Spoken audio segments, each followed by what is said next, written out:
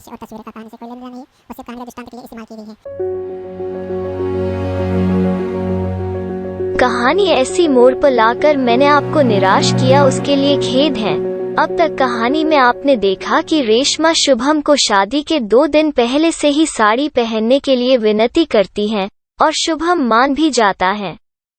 शुभम को शादी से 2 दिन पहले मेहंदी लगाई जाती है जो हर दुल्हन लगाती है, और उसकी मेहंदी भी इतनी रंग लाती है कि सभी चौंक जाते। शुभम भी धीरे धीरे साड़ी पहनने में माहिर हो रहा था। हल्दी के दिन दोपहर को खाना खाने के बाद वो सो जाता है। अब आगे बहुत मेहनत से मैं कहानियां बना रही हूँ।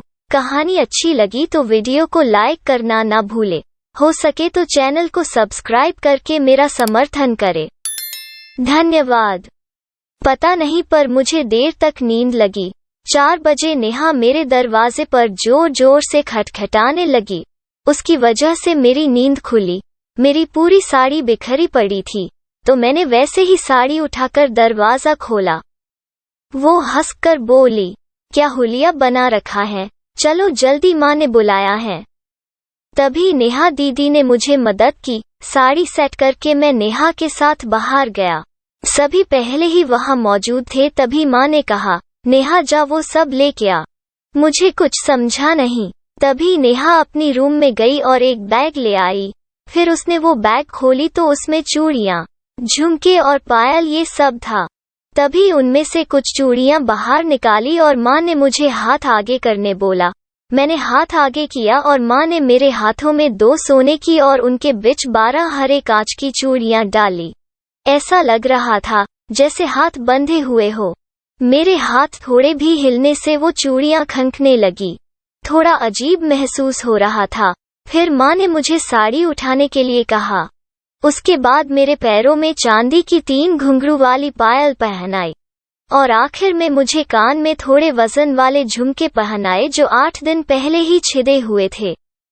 थोड़ा दर्द हुआ पर सहना तो पड़ेगा। मेरे साथ जो हुआ वही रेशमा के साथ भी हुआ। वो देख के मैंने माँ से पूछा, माँ रेशमा तो दूल्हा बनने वाली है ना, तो उसे भी ये सब क्यों? अरे बुद्धू, शाम को तुम दोनों को हल्दी लगेगी ना, और दूल्हा तो वो कल बनेगी। आज तो सारी रस्में वो लड़की बनकर ही करेगी। फिर माँ मैं भी तो कल ही दुल्हन बनाने वाला हूँ, तो मेरे साथ ऐसा क्यों? ज्यादा सवाल नहीं, बस जो कहा वैसा कर। तभी नेहा दीदी बोली, माँ इसके गले में भी कुछ पहनाओ ना, इसका गला देखो कितना सुना सुना लग रहा है। मैंने एक मोतियों का हार लिया था, उसी में होगा देखो। तभी वो हार नेहा ने मुझे पहनाया और धीरे से मेरी कान में कहा, तुझे कहा था ना ये तो बस शुरुआत है। मैंने उसकी बात पर कोई प्रतिक्रिया नहीं दी। अब इससे बुरा क्या होने वाला था, क्योंकि वहाँ 4 महिलाएं थीं और सबसे ज्यादा चूड़ियां मेरे ही हाथों में थी। शुरुआत में मुझे आवाज अच्छी नहीं लगी, पर थोड़ी देर बाद मुझे अच्छी लगने लगी। मैं जानबूझकर बार बार यहाँ से वहाँ चल रहा था। धीरे धीरे मेरी चाल भी बदलने लगी। मैं अपने कमरे में ठुमक ठुमक के चलने की प्रैक्टिस कर रहा था। तभी 6 बजे मालती आंटी आई। मेरी उनके सामने जाने की हिम्मत भी नहीं हो रही थी। मैं अपनी रूम में ही बैठा हुआ था। आधे घंटे बाद माँ ने दरवाजा खटखटाया। मेरी दिल की धड़कन बढ़ने लगी। फिर मैंने खुद को आईने में देखा, सब सही है कि नहीं। फिर जाके दरवाजा खोला और देखा तो माँ और मालती आंटी पहले से ही सामने खड़ी थी। हे भगवान, कितनी खूबसूरत लग रही है कुड़ी। तभी माँ ने कहा, ऐसे खड़े खड़े क्या देख रहे हो, आंटी को प्रणाम करो। जी रहने दो, उसे क्यों तकलीफ दे रहे हो। तभी मैंने पल्लू सर से ओढ़कर आंटी को प्रणाम किया। तभी मुझे ऐसा करते देख सभी हंसने लगे। मैंने तो वही किया जो भाभी ने सिखाया था। अरे वाह, लगता है लड़की पर अच्छे संस्कार किए हैं।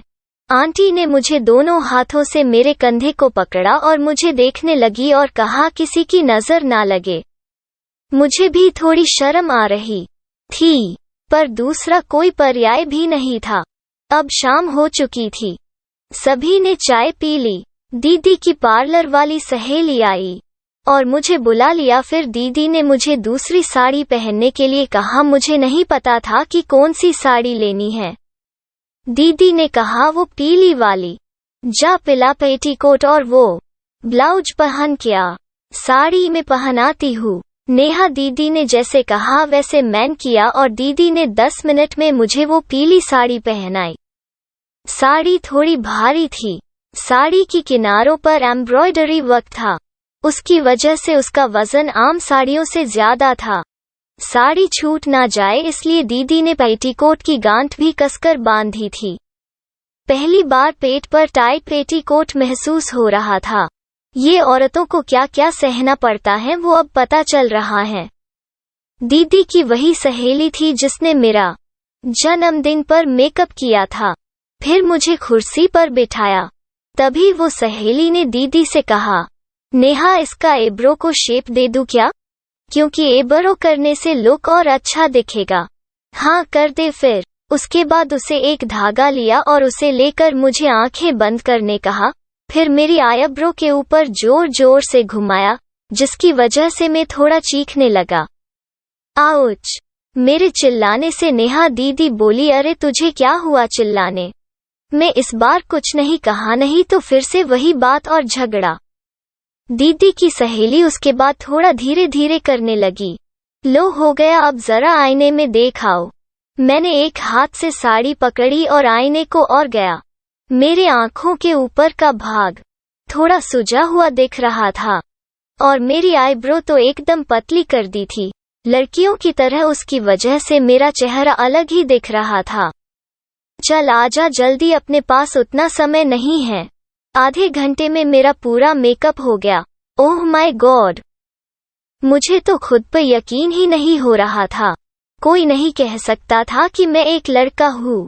हाथों पैरों में मेहंदी, कलाई में चूड़ियां, पैर में पायल, कान में झुमके, माथे पे बिंदी। क्या लग रहा था या रही थी? मुझे अब खुद से ही प्यार होने लगा। तू यही बैठ जब तक हम नहीं बुलाते।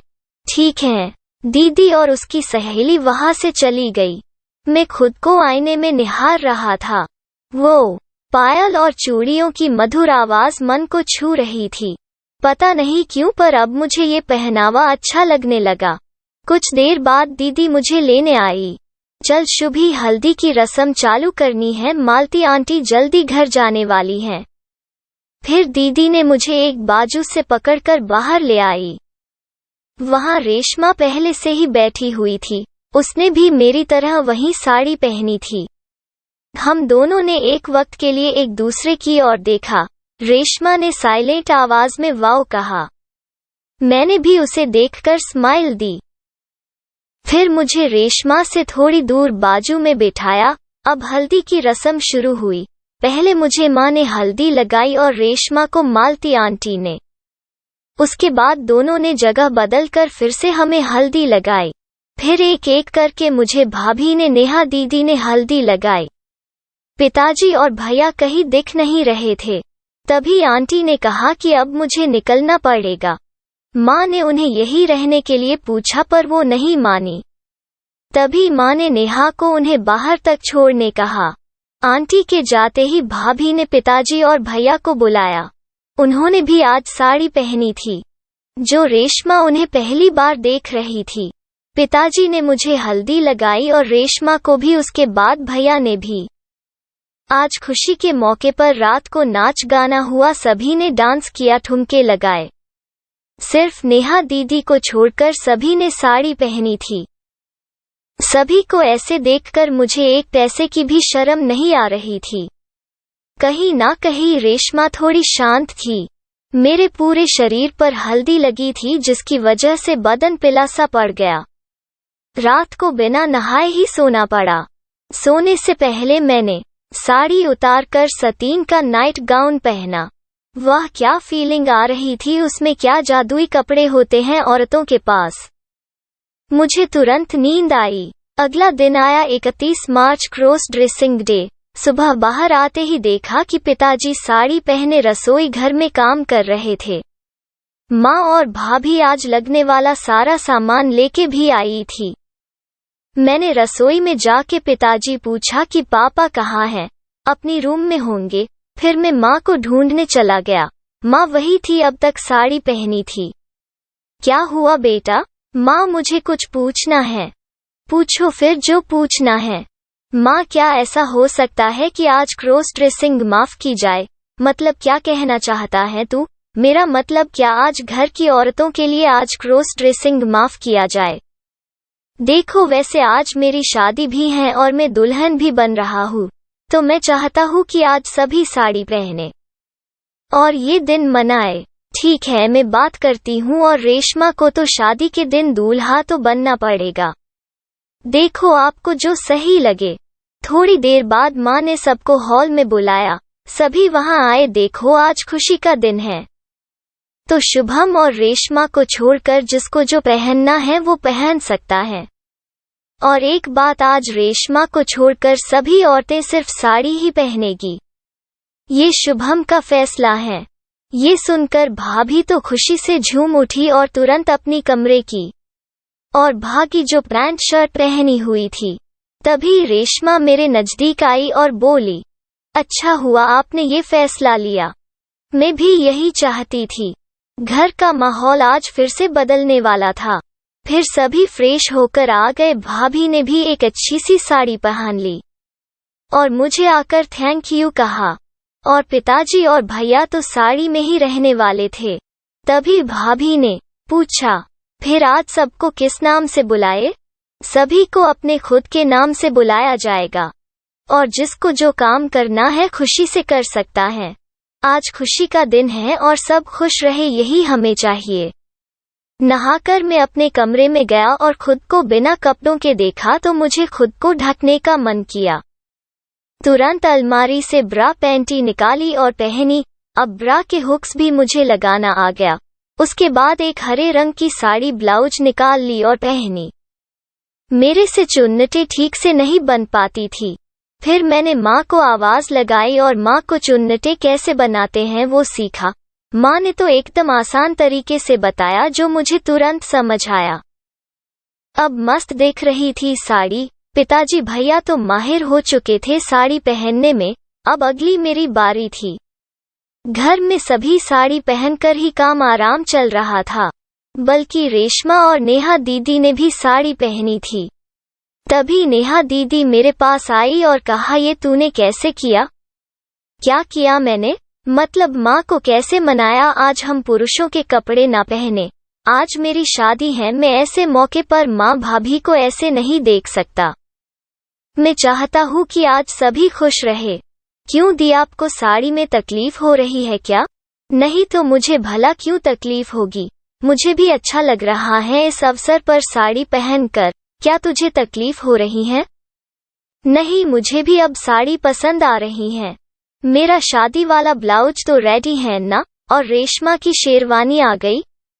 तू उसकी चिंता मत कर, सब रेडी हैं। वैसे हरी साड़ी में जच रहे हो। हरी चूड़ियाँ, पायल सब आसानी से कर ले रहे हो। हाँ, अब आदत हो रही है, पर साड़ी की वजह से मेरी तेजी कम हुई है। चूड़ियों की वजह से मेरे हाथ भी अब धीरे धीरे हिल रहे हैं और पायल की आवाज से चाल भी बदलने लगी है। तुम अब हम में से एक हो।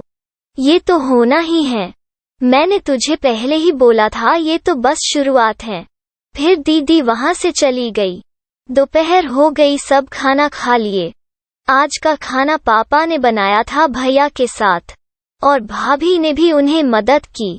खाने के बाद माँ ने मुझे बुलाया और कहा कि अब ये चूड़ियाँ उतार दे। एक पल के लिए मेरे चेहरे पर खुशी आई। जा नेहा, वो वही चूड़ियाँ लेके आ। यह सुनकर वो खुशी फिर से गायब हो गई। नेहा दीदी चूड़ियाँ लेके आई। बापरे, वो तो बहुत सारी थी। मैं ऊंची स्वर में बोला, इतनी सारी? तो तुझे क्या लगा, कभी किसी दुल्हन को नहीं देखा? नेहा दीदी बोली। फिर माँ ने वो सारी चूड़ियाँ मुझे पहनाई, पहले से 2 गुना ज्यादा और वजनदार थी। हाथ उठाना भी मुश्किल होगा ऐसा लग रहा था। अब जा, आराम करना है तो कर ले, 3 बजे तक पार्लर वाली आएगी। वो चूड़ियों का भार उठाकर मैं वहां से उठकर अपनी रूम में गया और थोड़ी देर आराम किया। बिस्तर पर लेटकर सोचने लगा। कि बस 15 दिनों की बात है। आज रात को किसकी, मेरी या रेशमा की सुहागरात होगी? ऐसे सवाल मेरे मन में आने लगे और मेरी आंख लगी। 3 बजते ही मैं उठ गया। दीदी की सहेली आ गई थी और साथ में और 2 लड़कियां थी जो बाकी लोगों का मेकअप करने वाली थी। थोड़ी देर में दीदी सहेली को लेके मेरी रूम में आई। इस बार मुझे उसके सामने जाने में कुछ शर्म नहीं आई। फिर उसे मेरा मेकअप शुरू किया। मेरी अभी वाली विग हटाकर नई वाली पहनाई, मेकअप भी हैवी किया था। फिर दीदी वो साड़ी ब्लाउज लेकर आई और कहा, इसे तैयार कर, तब तक मैं तैयार होती हूँ। हाँ, मुझे भी जरा वॉशरूम जाना है, नेहा की सहेली ने कहा। तब तक मुझे खुद से ब्लाउज और पेटीकोट पहनने के लिए कहा। उसके आने तक मैंने वो ब्लाउज और पेटीकोट पहन लिया। वो ब्लाउज पर नक्शीदा काम किया था, पूरा डायमंड से भर दिया था।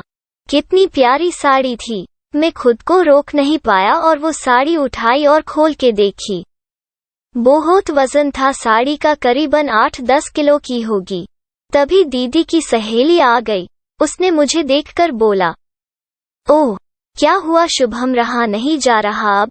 नहीं, बस ऐसे ही देख रहा था। चलो जल्दी, देर हो रही है। तभी उसने मुझे साड़ी पहनने में मदद की, पल्लू पिन लगाकर सेट किया, चुन्नटें बनाई।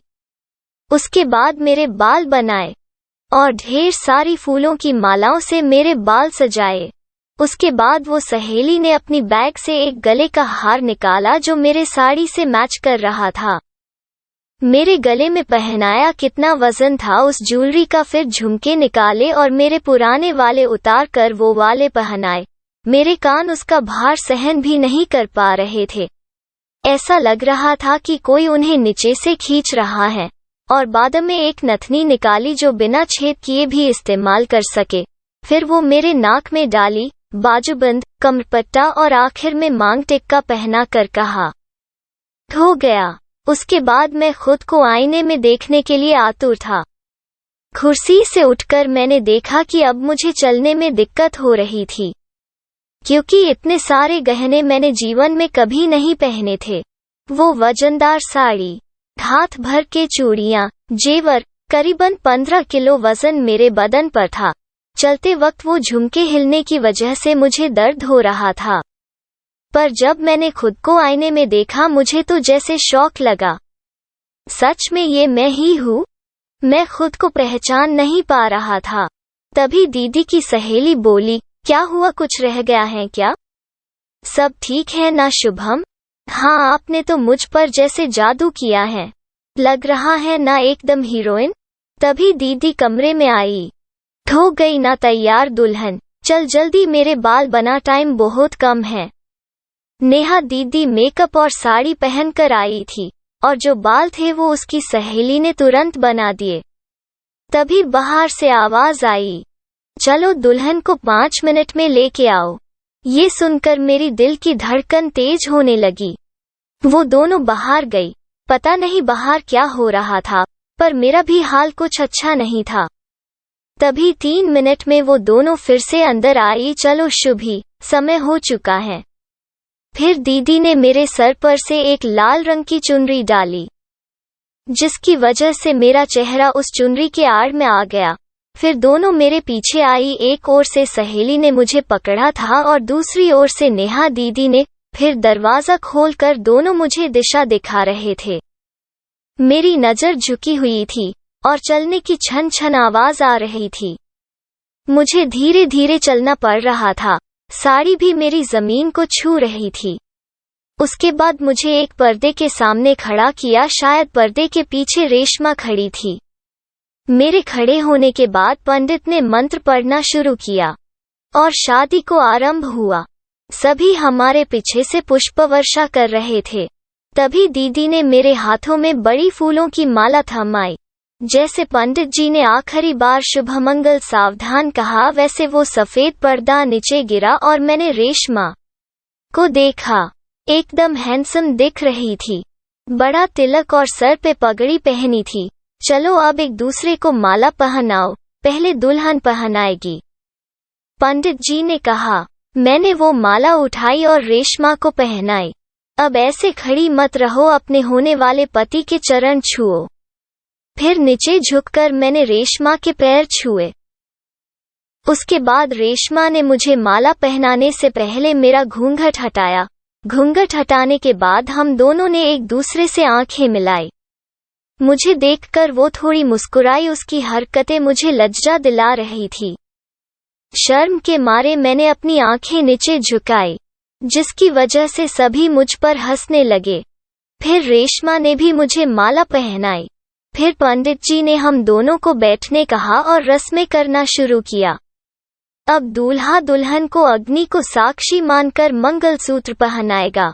एक बड़ा सा मंगलसूत्र रेशमा ने मेरे गले में पहनाया। मंगलसूत्र पहनाने में दीदी ने भी मेरे बाल उठाकर मदद की। अब दुल्हन की मांग भरो। रेशमा ने 3 उंगली से सिंदूर उठाया और मेरी मांग में भर दिया। उसके बाद रेशमा की हाथों से मुझे पैरों की उंगलियों में बिछियां पहनाई। हमारी ओर से भी मैंने रेशमा को ब्रेसलेट और चैन पहनाए। आखिर में मेरी साड़ी को रेशमा के शेरवानी के दुपट्टे से बांध दिया। रेशमा की कोई बहन ना होने के कारण भाभी ने आगे आकर हमें मदद की।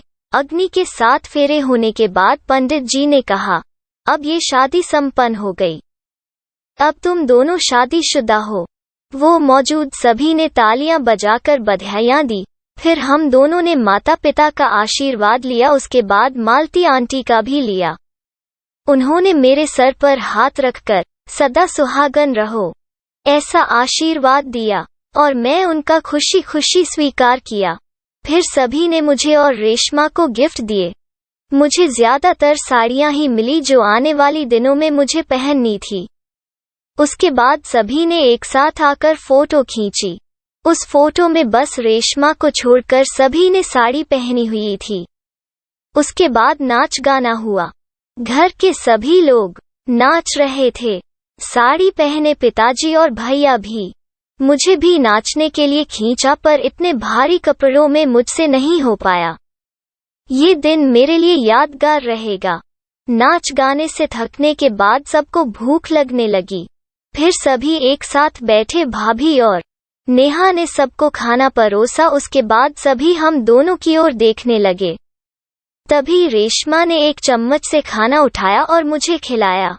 उसके बाद मैंने भी एक चम्मच से उसे खाना खिलाया। मुझे सबके सामने ऐसा करने शर्म आ रही थी। खाना होने के बाद मालती आंटी और दीदी की सहेली वहां से चले गए। मालती आंटी भी बहुत खुश दिख रही थी। इस बार रेशमा ने आंटी को हंसते हुए अलविदा किया। अब 9 बज चुके थे। फिर घर वालों ने मुझे और रेशमा को घर के दरवाजे के बाहर खड़ा किया। मैंने भी वही किया जो वो कर रहे थे। फिर माँ पूजा की थाली लेके आई। हम दोनों के आरती उतारी। उसके बाद एक चावल से भरा गिलास दरवाजे का सामने रखा और मुझे कहा कि अपने दाहिने पैर से इसे गिराकर घर में प्रवेश करो। वो होने के बाद मेरे सामने एक लाल रंग से भरी थाली रखी और उसमें पैर डालकर आगे बढ़ने कहा। मैंने वैसा ही किया। अपनी साड़ी दोनों हाथों से उठाकर उसमें भिगोकर आगे हमारी पूजा घर की ओर गया और दोनों ने भगवान से आशीर्वाद लिया। मुझसे अब रहा नहीं जा रहा था। गले का हार चुभने लगा था और ये भारी साड़ी अब मुश्किलें कर रही थी। तभी माँ मेरे पास आई और कहा कि हो गया बेटा, बस थोड़ी देर सहन करो। मानो माँ ने मेरा दर्द बिना बताए ही पढ़ लिया। फिर दीदी मुझे मेरी कमरे की ओर ले गई। क्या हुआ, बड़ी बेचैनी हो रही है क्या? आज तो तेरी सुहाग रात है। मैं मजाक करने की भी मूड में नहीं था। मैं उसे कुछ नहीं कहा। अंदर जाते ही मैंने देखा कि मेरा कमरा तो फूलों से सजाया हुआ था। अंदर जाते ही मैंने ऐसी चालू की और बिस्तर पे जाके लेट गया। मुझे खुद को ही पता नहीं चला कि मेरी आंख कब लग गई और मैं वैसे ही सो गया।